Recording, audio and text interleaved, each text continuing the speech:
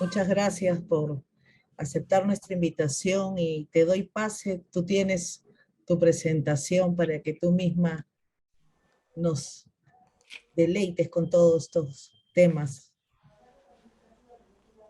Muchas gracias. Te escucho un poco bajita. A ver, perdón. Sí. Otra vez volví. Tengo la manía de empujar el micrófono, no sé por qué. ¿Me escuchan mejor? Ahora sí. Ya. Bueno, buenas noches a todas y a todas. Muchísimas gracias por la invitación, ¿no? A mí me gustan mucho estos espacios para esos espacios de intercambio, de información, intercambio de pareceres, de discusión, pero sobre todo de reflexión respecto de temas que son centrales y que muchas veces no encuentran un momento, ¿no? Para que se les preste atención, ¿no? Entonces, yo me siento muy contenta, ¿no? Y muy a gusto de que ustedes me hayan vuelto a invitar. Entonces, porque no solamente quiere decir que no los hice sufrir tanto la vez anterior, sino que el tema, ¿no? Ha suscitado interés y curiosidad.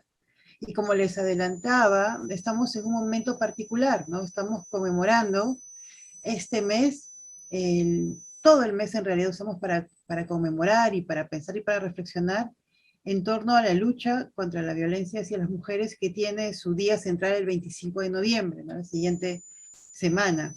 A partir de allí, ¿no? Muchas organizaciones empiezan a trabajar lo que se llaman los 16 días de activismo, ¿no? Que siguen hasta el 10 de diciembre, incluido, ¿no? Para que es el Día Internacional de los Derechos Humanos, además, para llevar a cabo acciones, para continuar reflexionando sobre el tema y para hacer declaraciones y actividades. Son días de mucha actividad, ¿no? Ustedes van a encontrar que todas las organizaciones se concentran en esas fechas. Y hay mucha actividad, mucha reflexión, mucho resultado a presentar.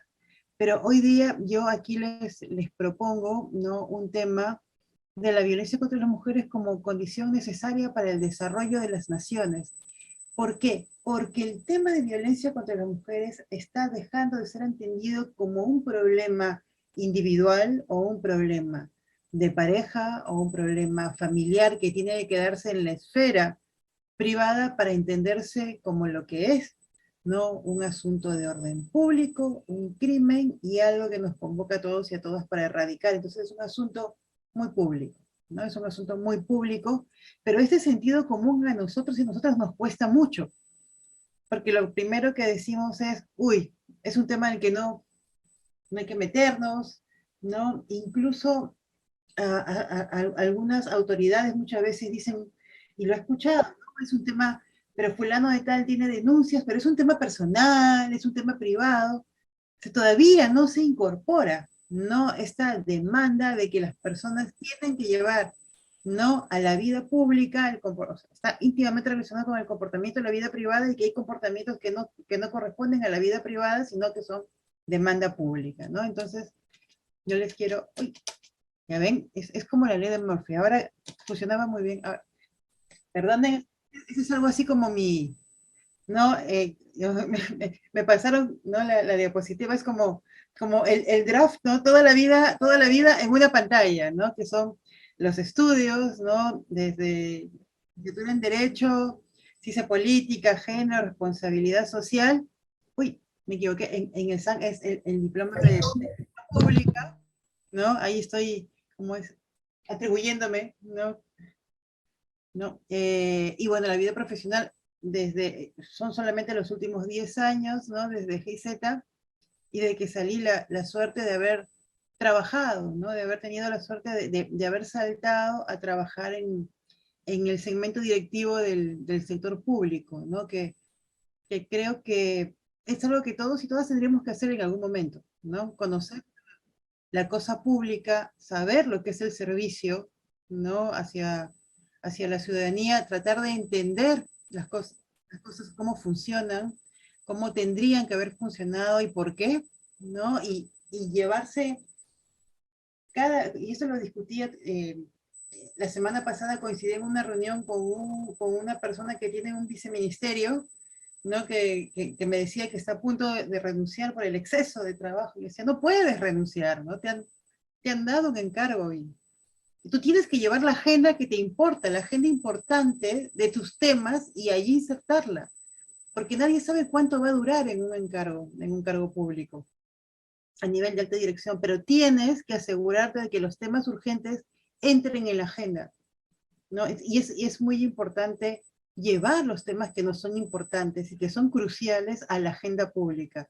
En mi caso en que yo he trabajado, los temas de derechos de las mujeres, los temas de género, de lucha por la igualdad y de la prevención de violencia, siempre han sido parte de mi agenda, ¿no? Ya estoy en todos los espacios, soy la fastidiosa que siempre dice, y las mujeres, y el género, y la violencia, ¿no? Visibilizarlo, porque si no es, ¿no? Y seguramente ustedes con los temas de gestión, con los temas de proyectos, o sea, llevar su agenda, tenerla clara. Eso es muy, muy, muy importante. Yo agradezco todas las oportunidades que se me han dado para eso.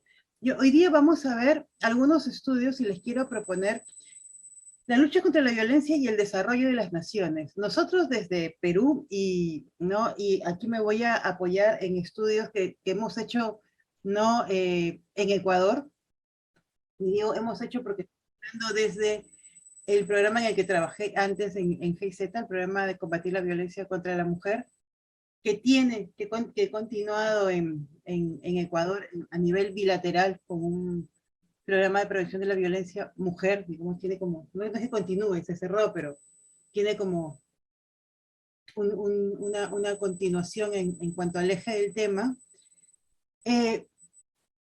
Empezamos en Perú a preguntarnos cuáles son los costos de la violencia contra las mujeres. Me parece que algo de esto hablamos en la reunión pasada. Entonces, en el Perú, el 2012 y 2013 se hicieron estudios que fueron pioneros a nivel mundial. Y esto llevó a nuevas preguntas. Entonces, ¿se le cuesta solo a las empresas o le cuesta también a otros grupos? Entonces, en realidad les cuesta a las comunidades, les cuesta a las mujeres, les cuesta a los gobiernos, les cuesta a la sociedad civil, les cuesta, a todo el mundo le cuesta, ¿no? Entonces, ¿y cuánto cuesta? ¿No? Y eso se puede medir. Entonces, sí han habido propuestas, y además no solo se mide el costo económico, sino también el costo de oportunidades perdidas, porque eso tiene que ver con estos golpes hacia atrás, ¿no? Esos empujones que nos damos para mantenernos, ¿no? A la cola del desarrollo, ¿no? En este estudio, una de las conclusiones es que, por ejemplo, el 59% de las mujeres en ese rango de edad habían sido violentadas alguna vez por su pareja, ¿no? Que en el último año el 42.1 en un promedio de 23.5 ataques al año, esos son 2 ataques al mes, ¿no? La violencia más prevalente es la psicológica, aquí también, seguido de la física, aquí también, la económica y la sexual siempre es la más pequeña. Debemos decir que allí son casi 6, ¿no? De cada 10, aquí somos 7 de cada 10, ¿no? Aquí nuestra prevalencia es más alta que en Ecuador, ¿no? Cuando se habla de costos individuales, las mujeres que han sido agredidas han gastado en el último año 67.5 millones de dólares para buscar atención y protección. Han dejado de ganar 77.8 millones de dólares por 4 millones de días perdidos, ¿no? En mitigar los efectos de la violencia contra las mujeres. Porque no solo se cuantifican los montos, sino los días que se pierden. Y ese tiempo lo pudieron haber dedicado a actividades productivas, sociales y domésticas. Ojo, que cuando se llevan adelante actividades productivas, sociales y domésticas, no solamente es en beneficio de la mujer, sino del grupo que está alrededor de ella. Otro costo de oportunidad es que los ingresos laborales, ¿no? En 1.290.684 mujeres con trabajo remunerado, ¿no? Y esto se reducen en un 16%, ¿no?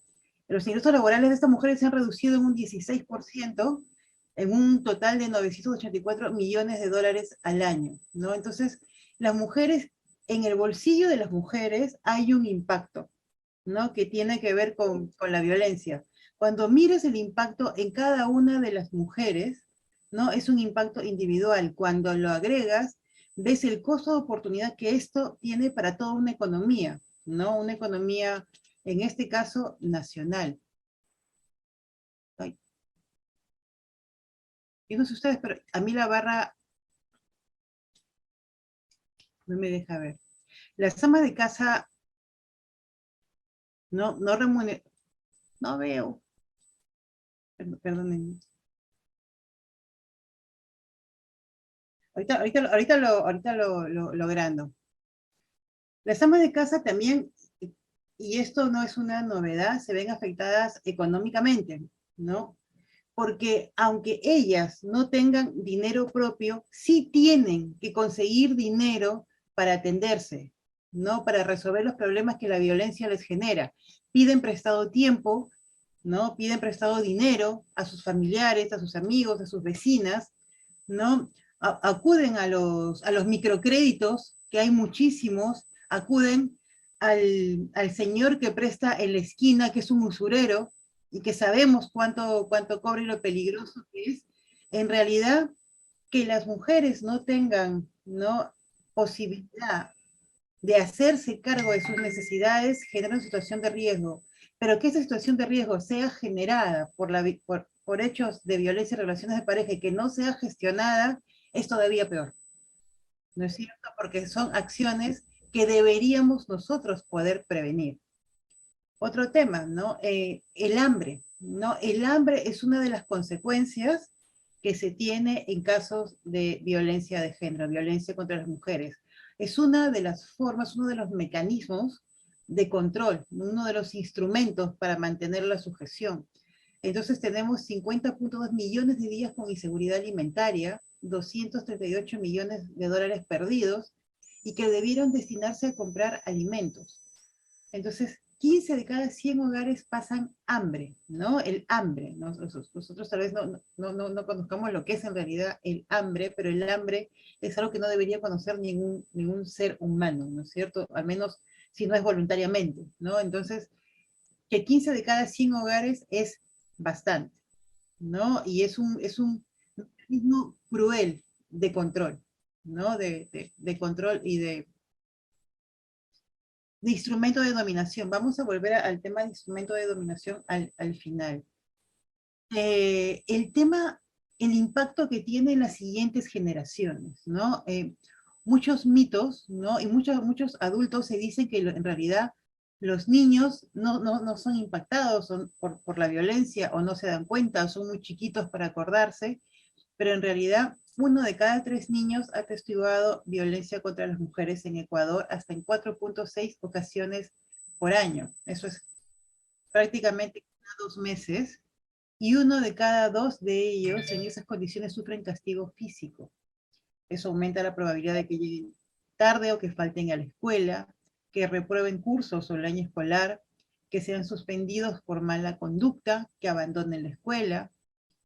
Este mayor fracaso escolar o problemas de desempeño aumenta también el monto que estas mismas mujeres tienen que destinar para el tratamiento psicológico-pedagógico de estos hijos e hijas, ¿no? La probabilidad de que tengan que prestarse dinero para atender estas consecuencias de contingencias, la probabilidad de dejar su hogar sin su cuidado, o de continuar sujetas en esta relación, ¿no? Que es una relación de desequilibrio y violenta, ¿no?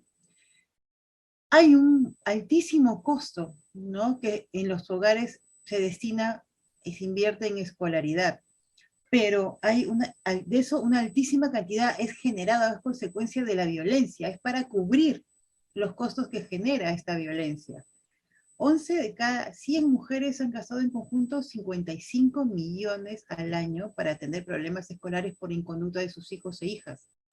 6 de cada 100 han gastado 9,4 millones en tratamientos pedagógicos o psicológicos para sus hijos, ¿no?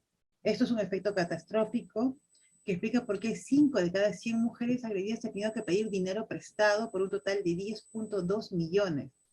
Además, 2 de cada 100 mujeres agredidas tendrán que gastar en conjunto 45 millones de dólares para cubrir los gastos escolares de sus hijos repitentes. O sea, que los niños abandonen el colegio y tengan que volver a hacer el año implica un elevado costo, ¿no? Para las mujeres, para las madres, ¿no? O que se ocasionen en el hogar y que tienen que ser asumidas por estas mujeres que a su vez están sufriendo la violencia.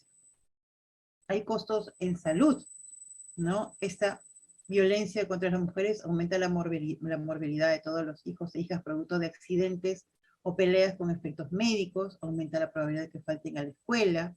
Las mujeres tienen que pedir permiso, faltar a su trabajo, tienen que prestarse dinero para asumir los gastos de salud. Entonces hay un costo anual de 105.8 millones en gasto de salud de hijos, sumados a los 20.3 millones de costo de oportunidad por días laborales perdidos para atenderlos, y 29.5 millones en endeudamiento para cubrir esos costos emergentes. O sea, estamos sumando, ¿no? Estamos sumando la vida y los costos y los dramas de cada una de esas familias, mujeres en esas familias. Estos son los costos, ¿no? 22 de cada 100 mujeres agredidas han recibido algún tipo de soporte social, ¿no? De sus familiares, vecinos, conocidos, en 7 ocasiones. 6 de cada 100 mujeres recibieron préstamos 3 veces. Así las mujeres agredidas se endeudaron con sus familiares, vecinos y conocidos por 40.8 millones de dólares al año y reciben apoyo y soporte por 5.97 millones de días al año. Entonces miren cómo la comunidad tiene que invertir también tiempo, las familias, las amistades, acompañando y apoyando a estas mujeres por la violencia que es generada por los agresores, ¿no? Este apoyo y soporte por 5.97 millones al año equivalen a 100.13 millones de costo de oportunidad. ¿Para qué? Para consolarlas, para acompañarlas, para apoyarlas, para darles refugio, ¿no? Y se ha demostrado que las mujeres agredidas tienden a depender más del crédito y las donaciones y tienen menos acceso a la asistencia alimentaria del gobierno y las ollas comunitarias que aquellas que no lo son. O sea, podríamos pensar, ¿no?, que las mujeres víctimas de violencia tienen mayores facilidades para entrar a estas redes de apoyo, pero en realidad no. Tienen menos posibilidades. También por el control sobre su tiempo y el desplazamiento que el agresor tiene sobre ellas, ¿no? Entonces, estamos viendo cómo se van sumando, ¿no? Hay, la anterior era los costos monetarios recibidos, esos son los entregados, ¿no?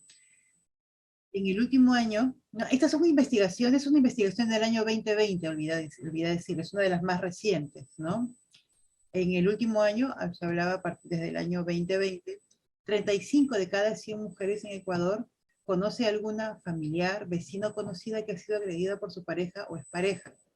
71% ha brindado soporte social en tiempo y dinero, muchas veces a costa de su propio tiempo.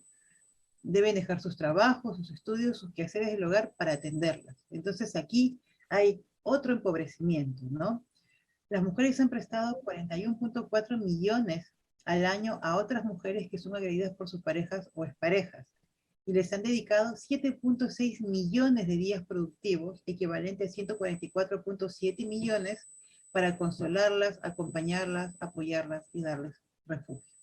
Entonces estamos sumando, ¿no?, todo lo que implica, ¿no?, todo el mecanismo que se tiene que poner en funcionamiento en las sociedades, en las comunidades, en las familias, en los trabajos, para atender, para apoyar, para consolar, para gestionar, ¿no?, la violencia contra las mujeres, ¿no? La violencia contra las mujeres ha ocasionado un costo de 2.084.5 millones para el Ecuador, perdón, 2.084.5 millones para Ecuador, que es el 1.92% de su PBI. El 57.58% de estos costos lo asumen las mujeres agredidas, el 26.8% de sus hogares y el 16.34% de la comunidad, ¿no? 297 millones corresponden a gasto, 194 a deuda, ¿no?, y otros a costo de oportunidad, lo que se deja de hacer. Y ojo que estos costos no incluyen lo que proviene del sector empresarial o los que invierte o los que trabaja el Estado en estos temas, ¿no? Entonces, son solo los costos que, que, que, que se tienen, ¿no?, que gastar en las comunidades, ¿no? Entonces, esta es una primera investigación que nos da cuenta, ¿no? Como no sé si han visto, se acuerdan del título, son los costos individuales, domésticos y comunitarios de la violencia contra las mujeres, ¿no? En la presentación hay como una pequeña hojita resumen con todos los datos al final, que esta presentación se les va a entregar, y quiero que pasemos a conversar, o les voy a presentar los costos empresariales, pero esos son solo los empresariales de la violencia en Ecuador.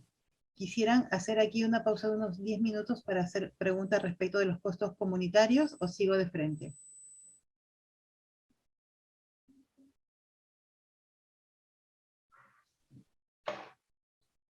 Los he dejado en shock. Creo que puedes continuar de frente, ¿no? Ya, está muy bien. Ya. El anterior veía, ¿no?, los costos comunitarios, y ahora esta investigación que también se hizo en Ecuador y también el 2020 vio los costos empresariales de la violencia. Estamos hablando de, ¿no?, de las empresas grandes, medianas. Entonces, en las empresas, lo que se evidenció es que 31 de cada 100 trabajadores de las grandes y medianas empresas ecuatorianas estaba involucrada directamente en situaciones de violencia, sea como agredidas o sea como agresores, ¿no?, en algún momento en su relación de pareja. Esto comparado con los porcentajes nacionales es la mitad, ¿no? Y esto tiene sentido, ¿no? Es una de las reflexiones que hace el doctor Vara, autor de esta investigación, ¿no?, el director de la investigación, es que como las empresas tienen medidas de seguridad, control y protección para el personal, también ofrece espacios seguros para las mujeres. Y también estas empresas medianas y grandes tienen medidas de control basadas en el prestigio, ¿no? Entonces es más difícil, ¿no?, que alguien se quiera evidenciar como agresor, ¿no? O que termine siendo agresor cuando tienes tantas alertas sobre ti, ¿no? Y tantas miradas, y, ¿no?, y tienes la declaración de valores institucionales y el código de ética, y, ¿no? Entonces, las empresas, sin saberlo, terminan constituyendo y ofreciendo espacios más seguros para mujeres. ¿Cuáles son los tipos y frecuencia de los ataques que se dan en estos espacios, ¿no?, de las mujeres y de los hombres en estos espacios, ¿no? En caso de mujeres agredidas, son violencia psicológica, seguida de la física, la sexual y la económica, ¿no? Acá hay una inversión respecto en la nacional. La económica era más alta que la sexual, aquí no, ¿no? Y parece que tiene que ver con el hecho de tener un trabajo remunerado, ¿no? En el contexto laboral, lo más frecuente fueron las amenazas por teléfono, por correo electrónico, y en el caso de los hombres la tendencia en el reporte de ataques es similar, aunque los porcentajes varían, ¿no? Los días perdidos, no solo se miden los costos en dinero, sino también en días perdidos. El total del días al año que pierden las empresas ecuatorianas a causa de la violencia contra las mujeres es de 18.153.892, ¿no? Días laborales por todo el personal involucrado en situaciones de violencia, ¿no? Se pierden 10.5 en promedio días laborales por año por trabajadora agredida. Eso es medio mes, ¿no? Medio mes. 12.5 días por trabajador agresor, 7.8 por trabajadora que lo atestigua y 11.4 días por trabajador testigo. Aquí quiero que prestemos atención. ¿Por qué? Porque en esta investigación, en la investigación que se hizo en Perú y en todas las investigaciones que se han continuado haciendo, la primera sorpresa que nos llevamos es que más pérdidas genera en las empresas la persona que agrede, el agresor, que la mujer víctima. Pero cuando empezamos a hacer los estudios y empezamos a tratar de trabajar con empresas de prevención, lo primero que nos decían es, y nos decían también los grupos que trabajan en derechos de las mujeres, hay que tener cuidado de que no se instale que la mujer es costosa, entonces hay que despedirla, cuando en realidad lo más costoso es el hombre agresor. Solo que eso a nadie se le ocurre, nadie lo sabe, ¿no? Tanto en agredidas como en agresores, ¿no? Y el personal que atestigua la violencia contra las mujeres, se observa mayor cantidad de días perdidos por presentismo que por ausencia o tardanza. El presentismo es que tu cuerpo esté, tu mente esté en otra parte. Estás, pero no estás. Porque estás pensando, si eres víctima, ¿no? Si eres una persona agredida, en lo que te va a pasar cuando salgas, en lo que pasó ayer, en lo que te dijeron, en el miedo que te va a llegar, ¿no? Y si eres agresor, ¿en dónde estará? ¿Qué estará haciendo? Seguramente seguro no me está haciendo caso, la voy a llamar. Entonces, el presentismo es no estar, ¿no? Tu cuerpo está, pero tú no estás. Y el costo que genera el presentismo es muchísimo más alto que el ausentismo y la tardanza, ¿no? Entonces es un enorme costo invisible, prácticamente el 60%, ¿no? ¿No? Y es difícil de medir, se puede medir la tardanza, el ausentismo, pero el presentismo es un reto para las gerencias, ¿no? Y pasa desapercibido. La violencia contra las mujeres ha afectado al 46,88% del personal adecuadamente empleado en Ecuador. Se han perdido 18.153.000 días laborales productivos, ¿no? Eso equivale a la fuerza laboral de 6.034 trabajadores y trabajadoras laborando a tiempo completo, ¿no? Con cero productividad durante todo el año. Entonces, tenemos un ejército de gente que ha trabajado pero no ha producido nada, ¿no? No producido. Entonces, eso es esfuerzo que se ha perdido. Entonces, el costo para las empresas privadas ecuatorianas alcanza la cifra de 1.786.708, ¿no? Dólares, ¿no? Calculado sobre la fuerza laboral perdida, proveniente de trabajadores agresores, trabajadoras agredidas, personal que atestigua, y esto incorpora también, ¿no? El presentismo, el ausentismo y la tardanza, que es 1.65% del Producto Bruto Interno. Y esto solo corresponde a las grandes y medianas empresas y personal adecuadamente empleado. No se ha podido medir, y eso hay que mirar, piensen en la sociedad peruana, ¿no? Lo que está pasando con las empresas pequeñas, con las informales, ¿no? Y con toda esta gente que entra y sale ¿no? Que no está adecuadamente empleada, ¿no? Pero que sin embargo también tiene, ¿no? esta situación de violencia, que también seguramente pierde en promedio unos 10 días, ¿no? de trabajo al año, ¿no? Y tiene todos estos impactos en su vida laboral, ¿no? Entonces, pero sin embargo los costos por violencia no son iguales. O sea, la violencia muy grave ocasiona también un costo muy alto, pero sin embargo representa solamente 11 de cada 1.000 trabajadores.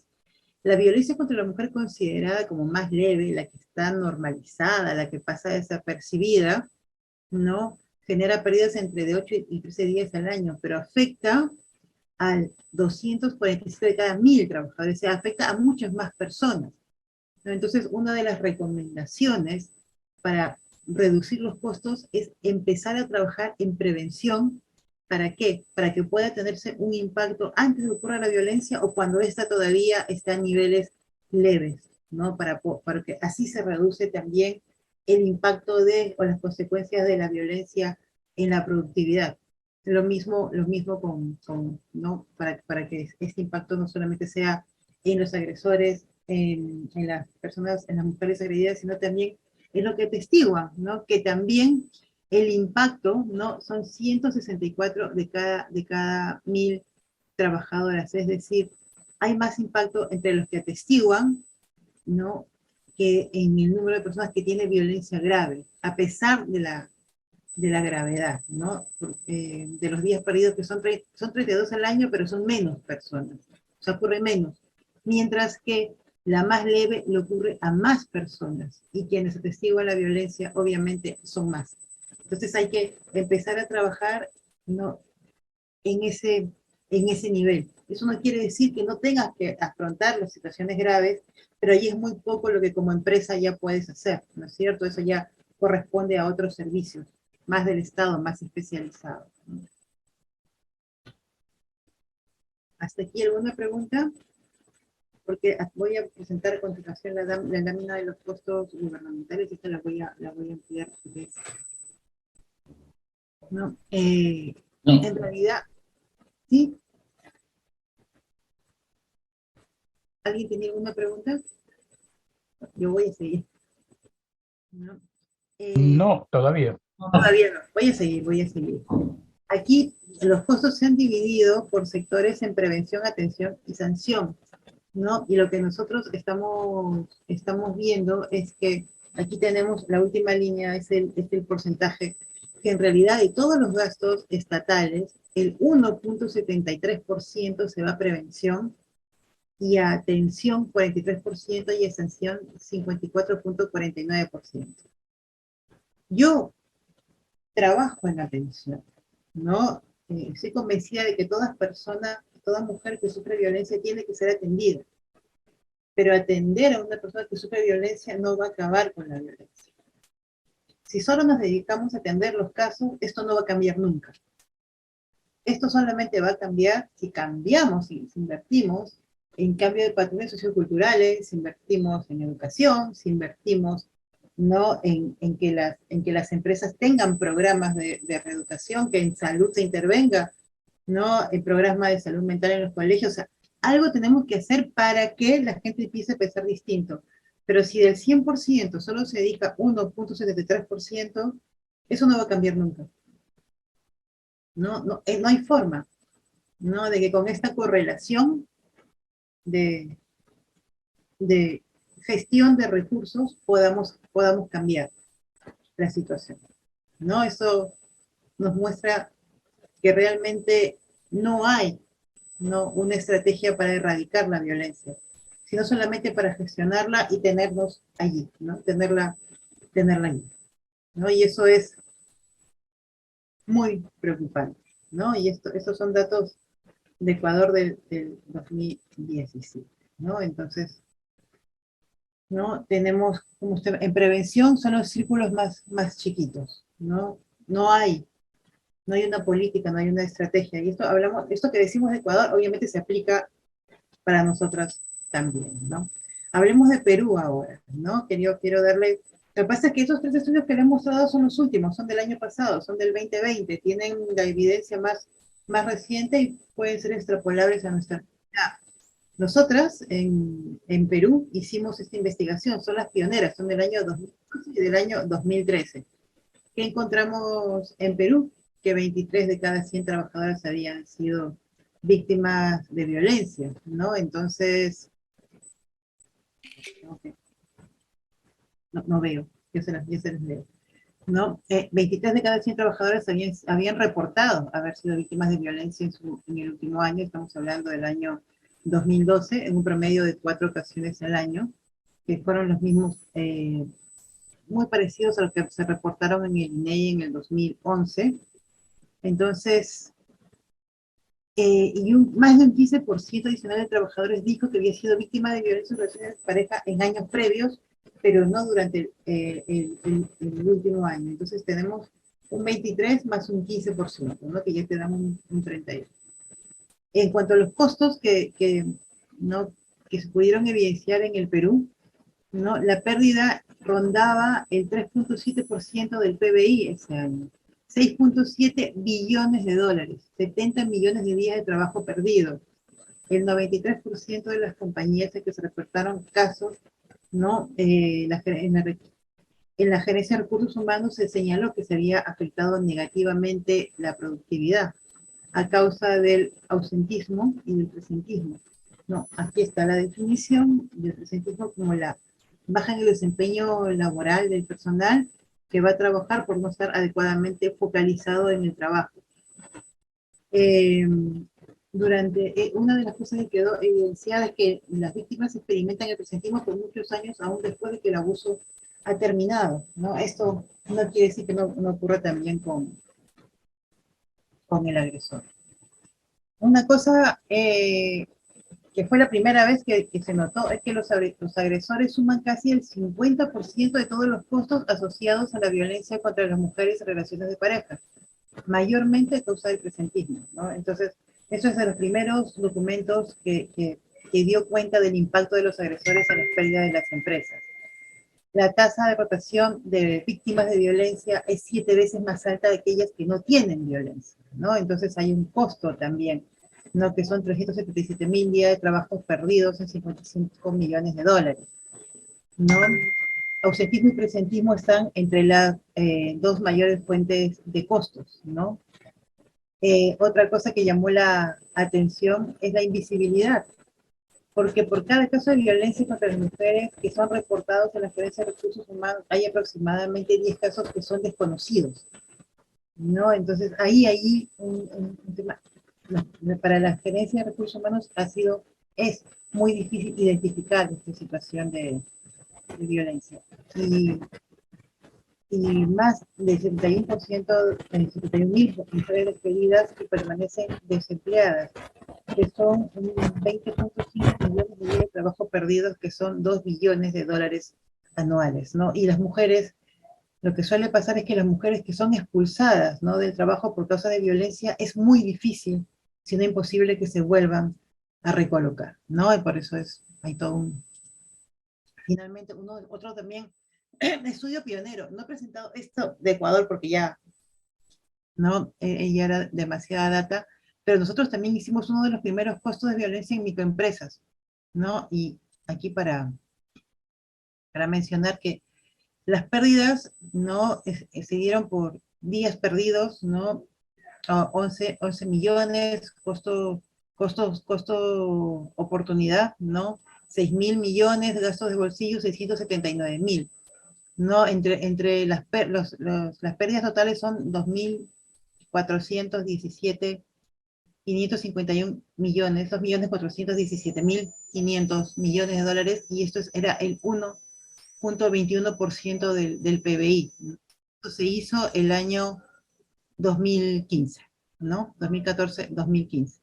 Y entonces tenemos ahí una serie de data, ¿no?, que ha sido levantada, y la próxima semana se va a presentar en Bolivia, ¿no? El impacto de la violencia y los costos en el sector privado, y cómo esto tiene su identidad particular en el marco del COVID-19, ¿no?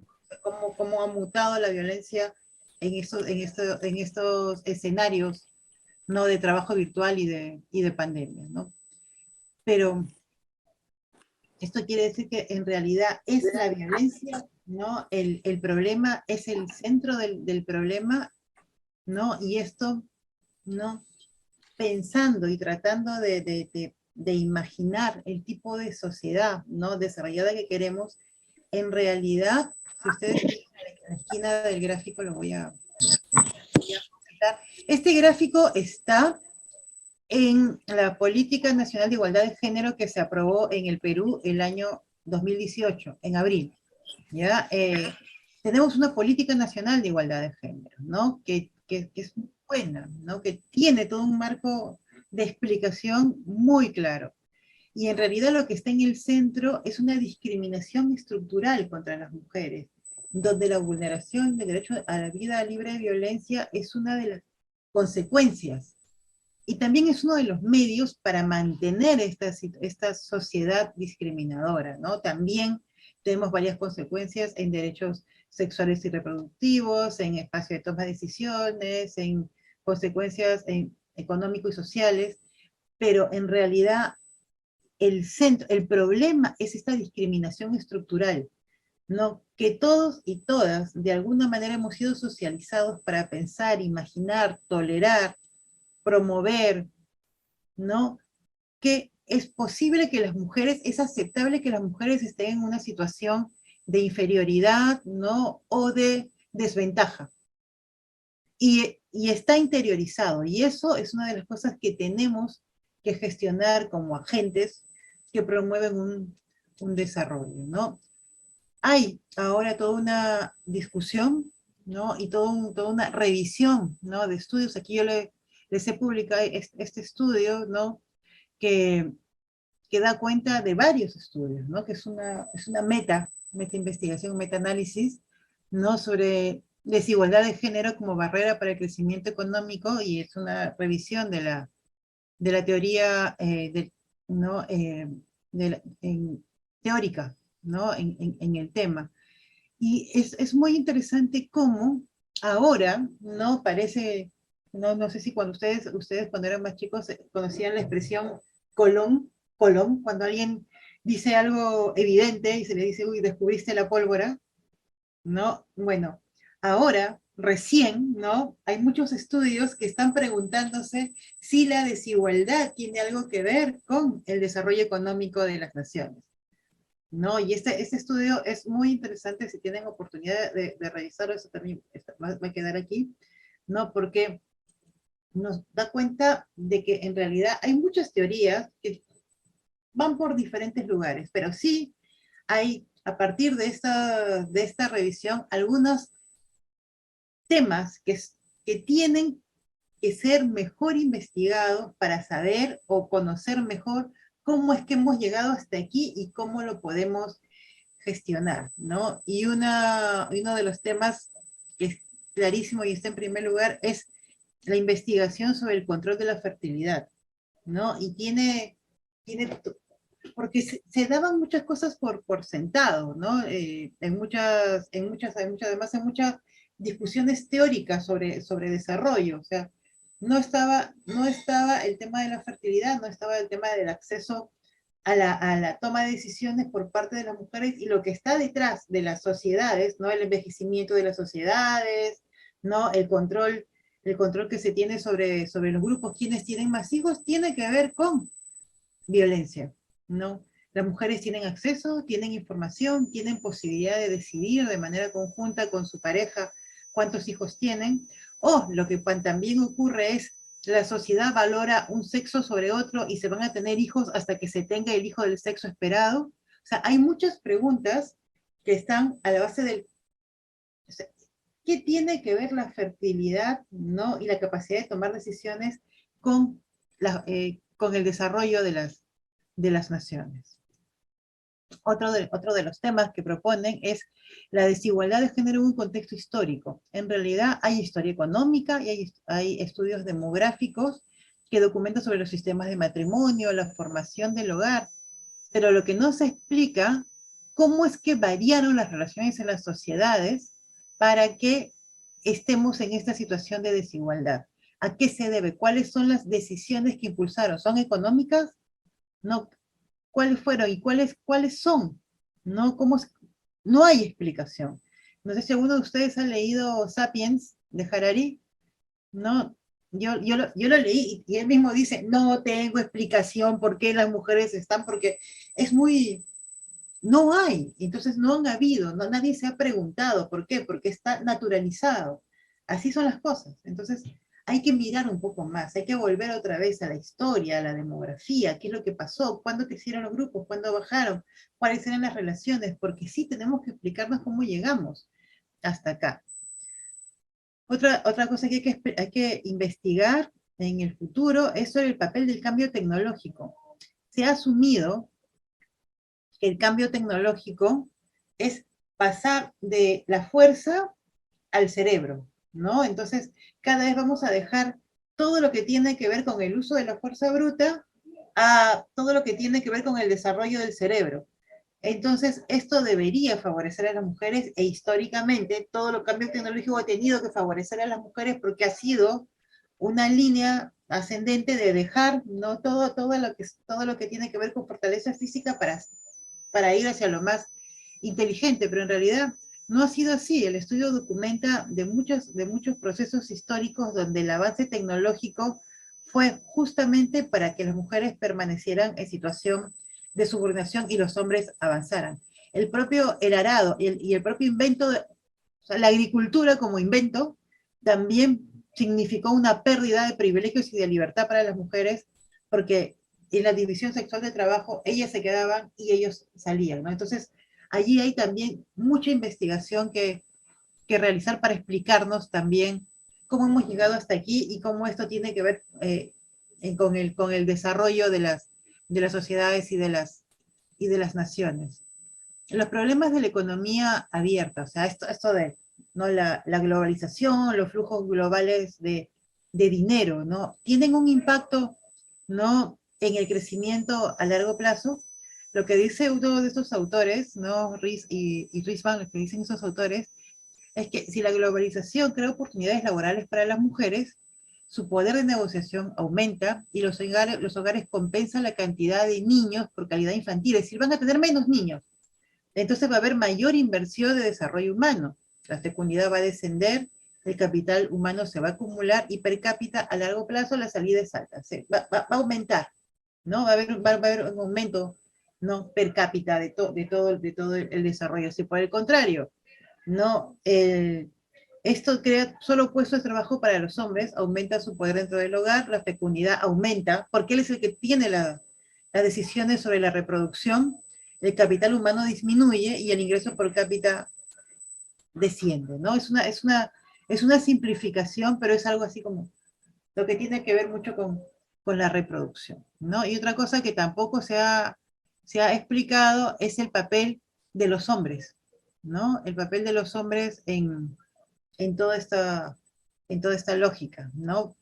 Porque la mayoría de los modelos teóricos no registran, ¿no? Ningún cambio de actitud por parte de los hombres, ¿no? Entonces, se concluye que la desigualdad no es el resultado de un proyecto masculino activo que busca la eliminación de la mujer, no es que exista un club de hombres queriendo dominar a las mujeres, ¿no? Entonces lo que se dice es que eso es una respuesta, que esta división o esta diferencia, esta desigualdad, es una respuesta racional frente a diferencias de género basadas en capacidades, en oportunidades, etc. Es la justificación que se da, ¿no es cierto? Y que es probable, lo que dicen otros investigadores, es que los hombres se opongan. Lo que sí hay que documentar es que es probable que los hombres se opongan activamente a perder poder y recursos, ¿no? Y que esto no ha sido explorado en ningún modelo de investigación. Entonces, esto hay que hacer evidente que la negativa de quienes están en situaciones de privilegio a favorecer a quienes no lo han estado implica, porque es una pérdida de poder, implica un peligro para el círculo virtuoso entre igualdad de género y crecimiento. Y es algo que debería estar en la ecuación de las investigaciones que tenemos por delante.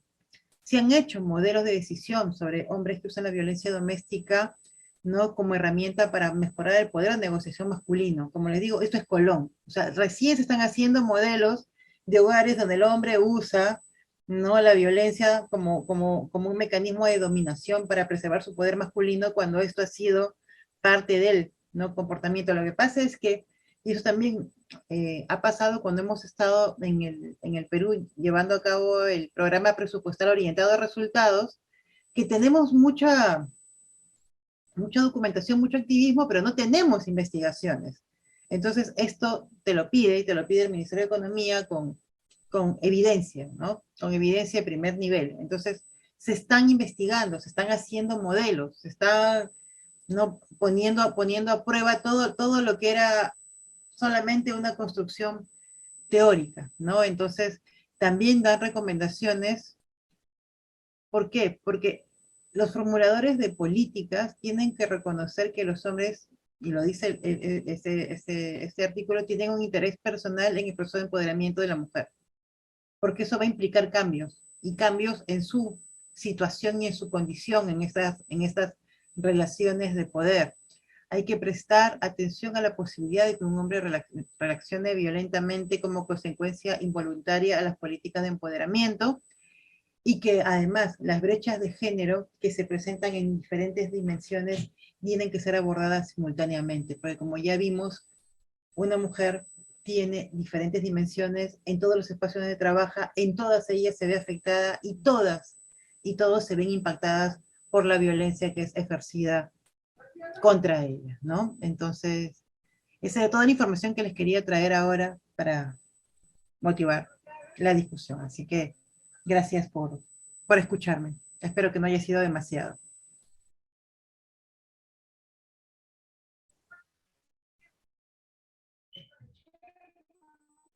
Gracias, ¿Ya? Mari Carmen. Sí, gracias, Mari Carmen. Ahora vamos a pasar Bueno, las preguntas, ¿sí?, hola.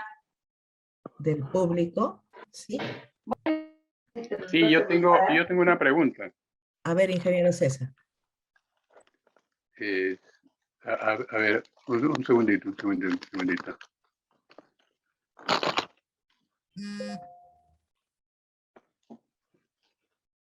Sí, mi,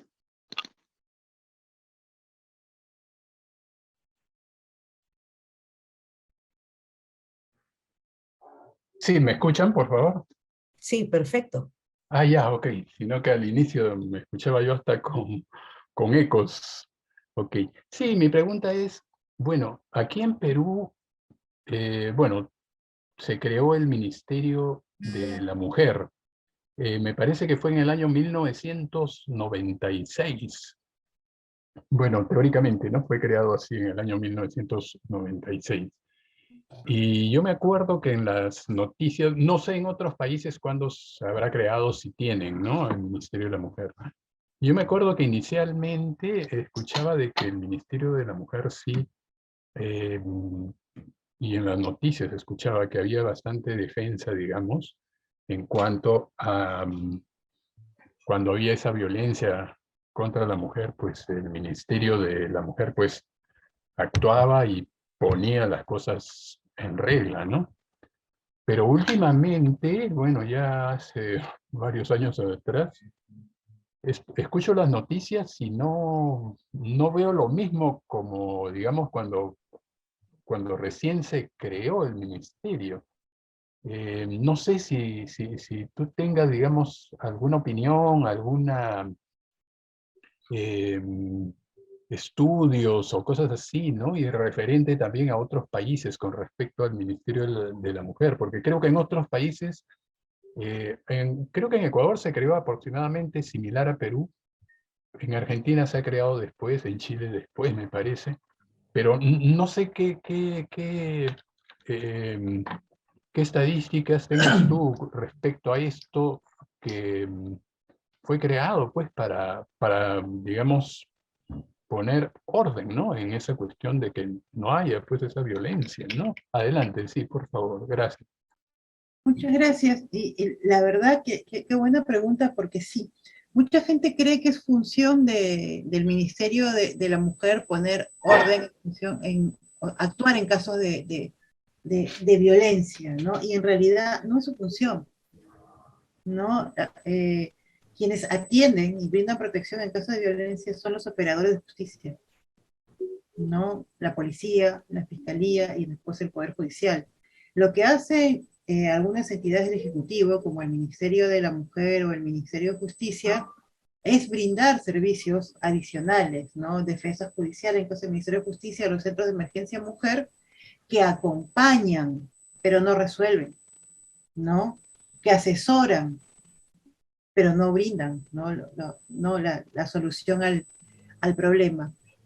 Y lo que puede pasar es que mucha gente espera que el Ministerio de la Mujer resuelva los problemas cuando no son su función, y el Ministerio de la Mujer no, no tenga tiempo para centrarse en lo que debería hacer, porque ellos son el ente rector, ¿no?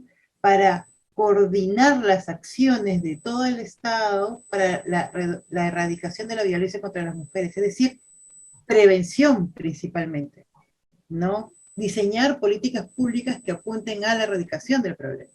O sea, ellos deberían estar exigiendo y mirando cómo en educación se está trabajando el tema, ¿no? Cómo en salud se está trabajando el tema, cómo en justicia se está trabajando el tema, ¿no? Cómo vamos a ir cambiando nosotros estos patrones socioculturales.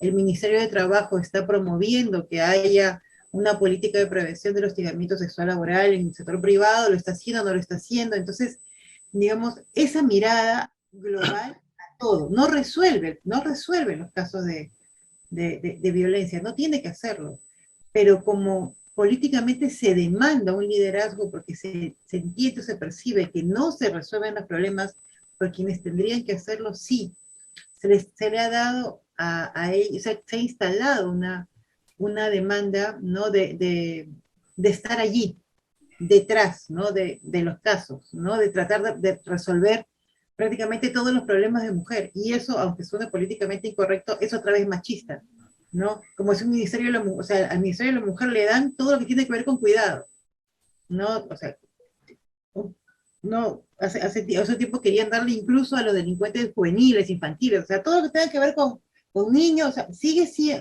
siendo incluso la lógica de pensar, la función del Estado sigue siendo machista, porque creen que el Ministerio de Mujer debe cuidar.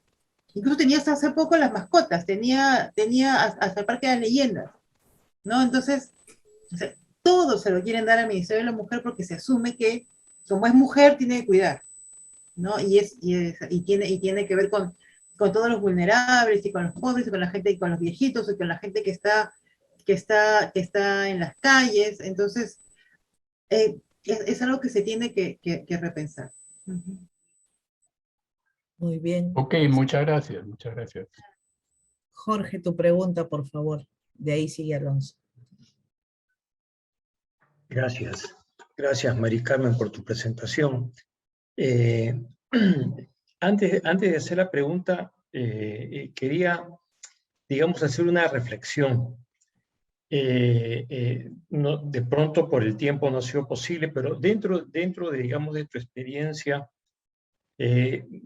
¿no crees que un factor importante en el tema de lo que es la violencia está en el tema de lo que es primero la educación, ¿no? Como un factor, digamos, dentro de la formación de parejas o de las familias? Y el otro aspecto que tiene que ver también con, que viene de nuestros ancestros, en el papel que la mujer ha desempeñado siempre en el hogar.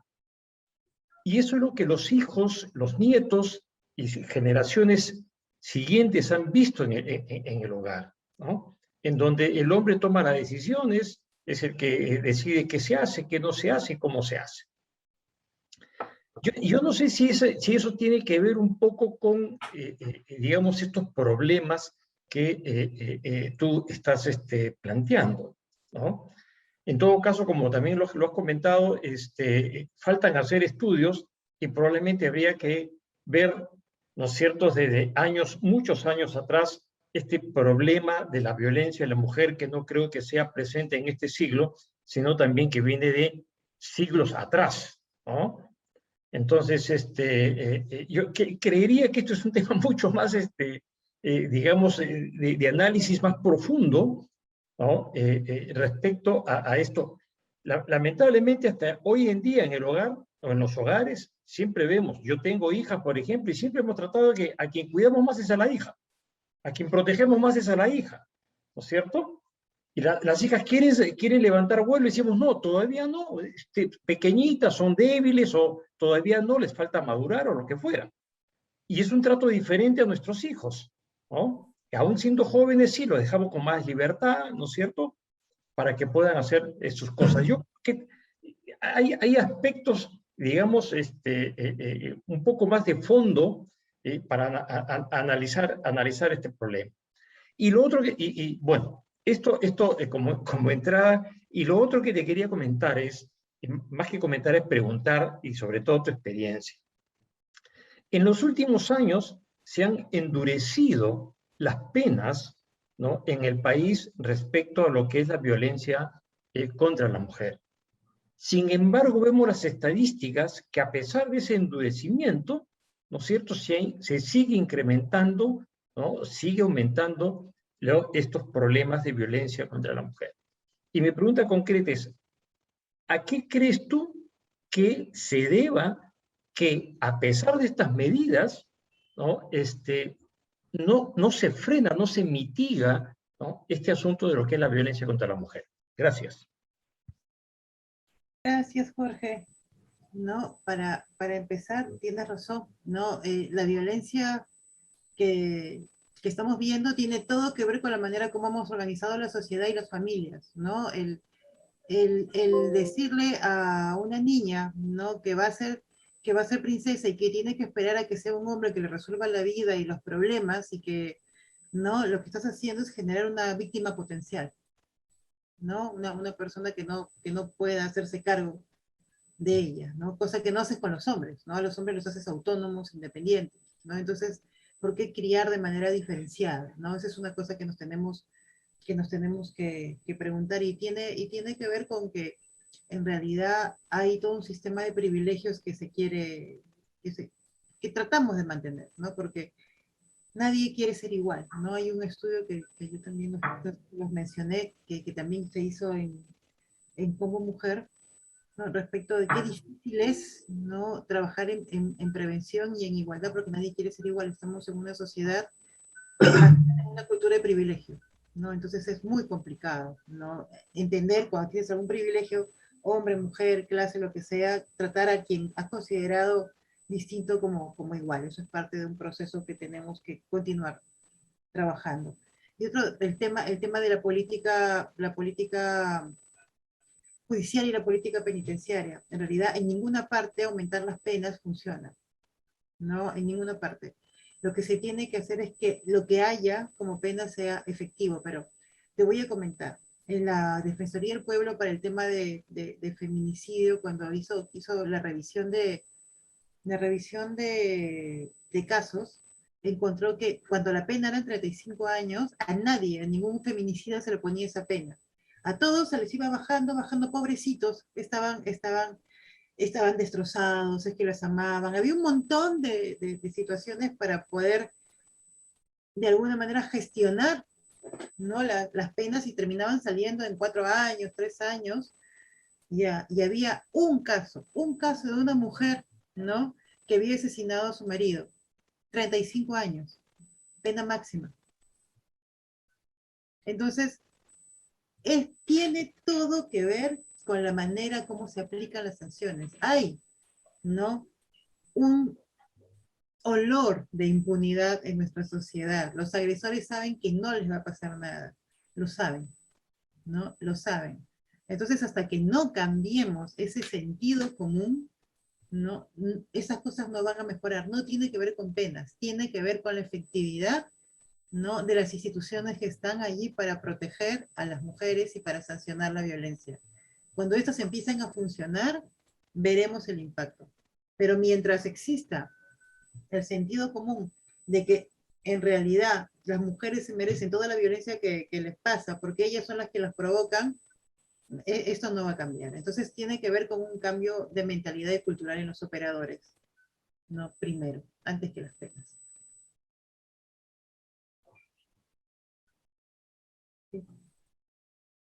Sí, Alonso, Bien. tu pregunta. Gracias, María. Gracias, Mari Carmen, por la presentación. Realmente muy interesante los trabajos que han hecho sobre el impacto económico de la violencia. Quisiera preguntarte y hacer un pequeño comentario sobre esto.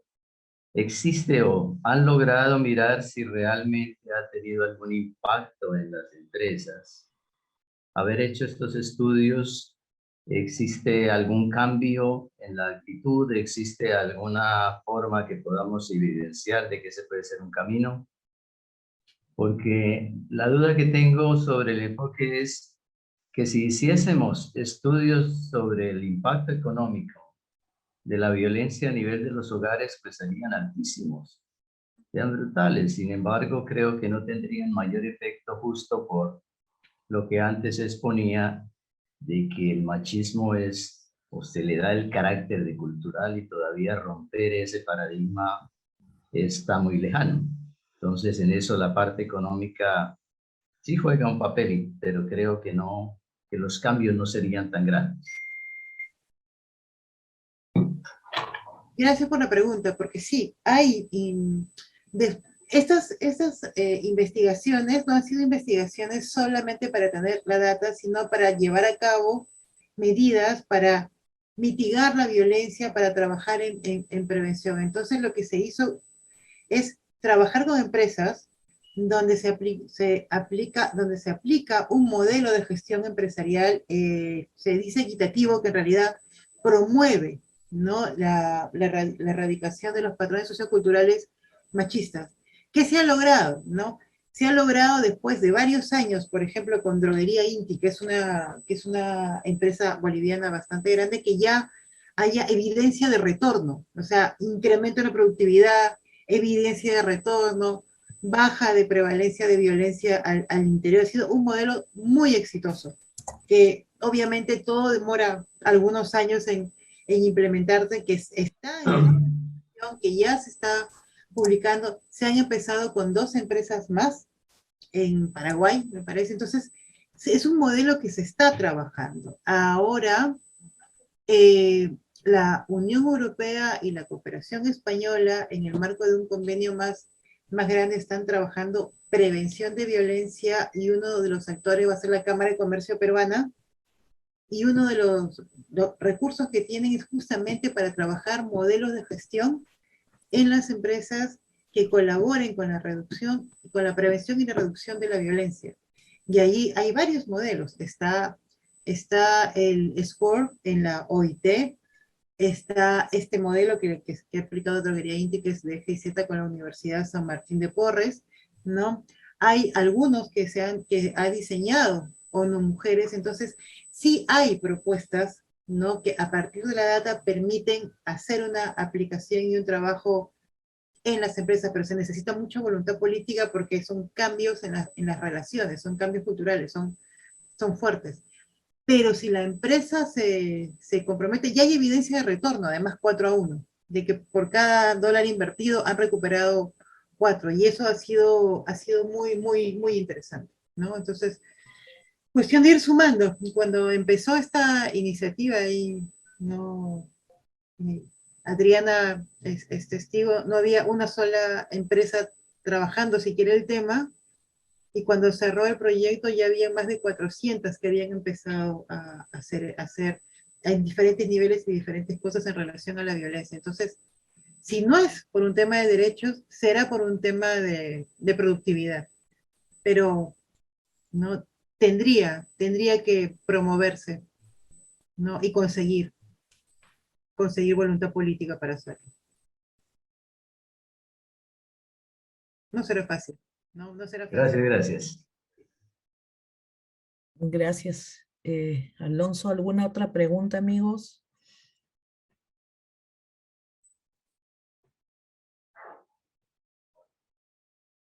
¿Alguien que quiera preguntar? Yo, si se puede, Ceci. Claro que sí, Ricardo. Adelante. Gracias. Mari Carmen, felicitaciones, muy, muy completo el informe. Quisiera saber primero, ¿cómo podemos hacer para acceder al informe ese que hiciste referencia en inglés?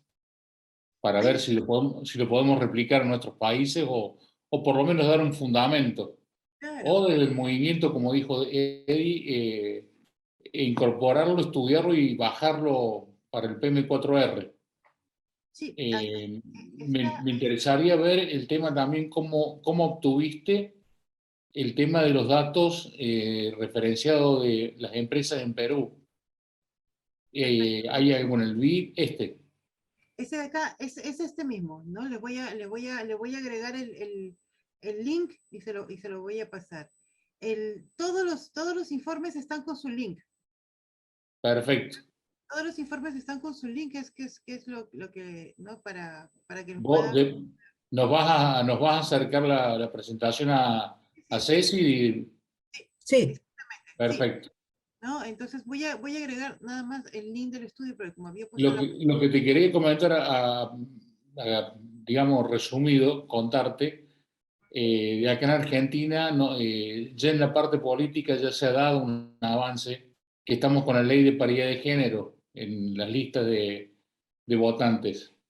Eso es muy bueno, ya hace varios años que está, y ahora se ha incorporado en la administración pública, se ha sancionado la ley Micaela, en honor a lamentablemente un femicidio que hubo muy, muy triste en nuestro país, donde todos los funcionarios públicos, independientemente del rango, tenemos que rendir el examen y aprobarlo, obviamente.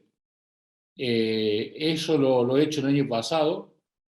Ha sido muy, muy, muy conmovedor, porque también tuvimos que ir a asistir a talleres O sea, una cosa es hablarlo y otra cosa es estar en una sala donde tenés los enfermeros, los oficiales de justicia, las asistencias sociales, porque tiene que salir y cubrir y, digamos, tratar de proteger esa familia. Toda una realidad que, por ejemplo, yo desconocía, que me ha hecho, me ha pegado muy fuerte, digamos, para el tema de toda la problemática que hay detrás de eso y todo lo que mueve. Eso te quería comentar, que viene ahora una segunda parte de la ley, que hay que también estudiarla y actualizar. Es un taller de actualización, digamos.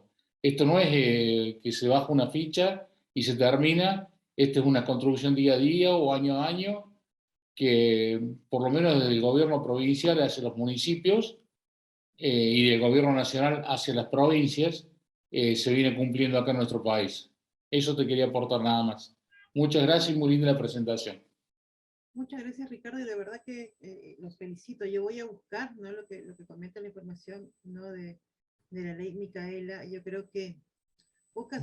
Si me permitís, si querés, después por privado te doy los manuales, todo lo que me han dado por estudiar, te lo pongo a disposición. Por favor, porque para mí uno de los momentos más difíciles de mi vida fue sentarme en la mesa de familiares de mujeres víctimas de feminicidio. Yo era directora general contra la violencia de género y es, o sea, conocer, ¿no?, el efecto de la bomba que es un feminicidio en la familia, ¿no?, en su entorno, ¿no?, lo destrozada que queda, ¿no?, que quedan las personas, ¿no?, te permite, te da cuenta de que realmente estamos hablando de personas que tendrían que importarte, ¿no es cierto?, de una suma de hechos que podrían haberse prevenido. Entonces, sí es importante como servidores, como funcionarios, como gente que trabaja ¿no?, en desarrollo, hagamos un esfuerzo por comprometernos en el tema. Yo de verdad te lo agradezco, Ricardo. Le voy a pedir a Ceci que te alcance mi correo electrónico, ¿no? Claro que sí. ¿No? Para que, ¿Cómo? ¿no? Es más, lo voy a poner aquí en el chat. Aquí estamos.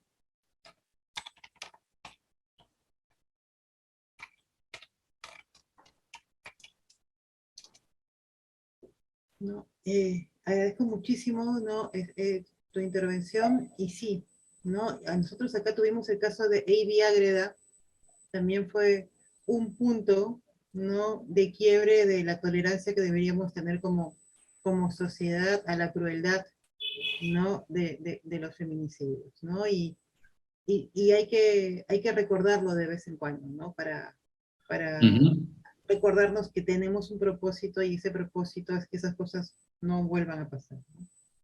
Tal cual. Bueno, amigos, muchas gracias. Arleni tiene una pregunta, perdón. Sí, buenas noches con todos, y más que una pregunta era felicitar a Mari Carmen y enviarle un abrazo desde Nicaragua.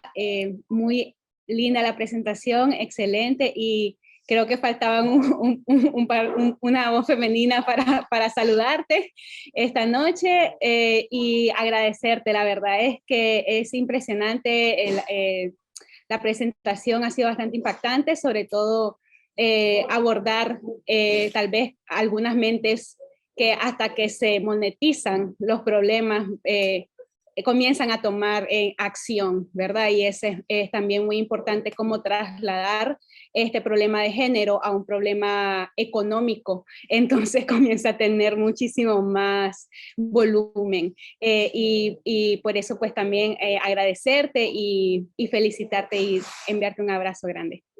Muchísimas gracias, de verdad, lo necesito, porque como tú dices, ha sido importante monetizar, pero ha sido una discusión ética fuerte, ¿no? Incluso tomar la decisión de hacerlo, pero hay que aprender también de las diferentes formas de de poner los temas sobre la mesa, ¿no? Y se necesita evidencia y muchas veces los impactos económicos son un buen punto de inicio para hablar de derechos también, ¿no? Nunca vamos a dejar de hacerlo, pero sí, fue un buen punto de ingreso. Así que nada, muchas gracias y cariños a Nicaragua. Abrazo enorme. Amigos, ¿alguna otra pregunta? ¿Alguien que quiera decir algo? Bueno, Mari Carmen, ha sido excelente esta presentación y nuevamente te doy las gracias por tu tiempo y por habernos aceptado. Nuevamente verte, espero el próximo año también volverte a llamar. Ha sido muy linda y muy impactante, ¿no? Para todos. Nos despedimos, amigos, ya estamos finalizando el año, ya nos quedan pocos PM Training, espero que todos estén. Y un abrazo fuerte, Mari Carmen. Gracias, amigos, por su presencia. Quería agregar y reconocer también a Adriana Moreno, que también ha sido parte del camino y del proceso de muchas de estas investigaciones, que las ha sufrido toda la gestión de las mismas, así que nos trae recuerdos a ambas también del trabajo conjunto. Así que ustedes, muchísimas gracias por la atención, ¿no? por la y por el interés, que es el punto de partida para trabajar el tema. Gracias, Mari Carmen. Gracias. La foto. La foto. La foto, Ceci. La foto, ya. Ahí está. A ver, la otra pantalla, por favor. Merci beaucoup, très bien. Ahí está, William. Muy bien. La otra. Perfecto. Chao, Eduardo. Muchas gracias. Amigos, chao, Anita. Gracias, doctora René. Mari Carmen. Gracias. Amigos. Que Buen tengan fin de semana. Gracias, buena semana con amigos. todos. Gracias, amigos. Buenas noches. Buen fin de semana. Chao, María Elena. Chao, Bye, Ricardo. Ricardo. Buenas noches a todos. Gracias, Buenas gracias. noches, buenas noches. Hasta luego, Marina. Cuídense. Chao, Margot.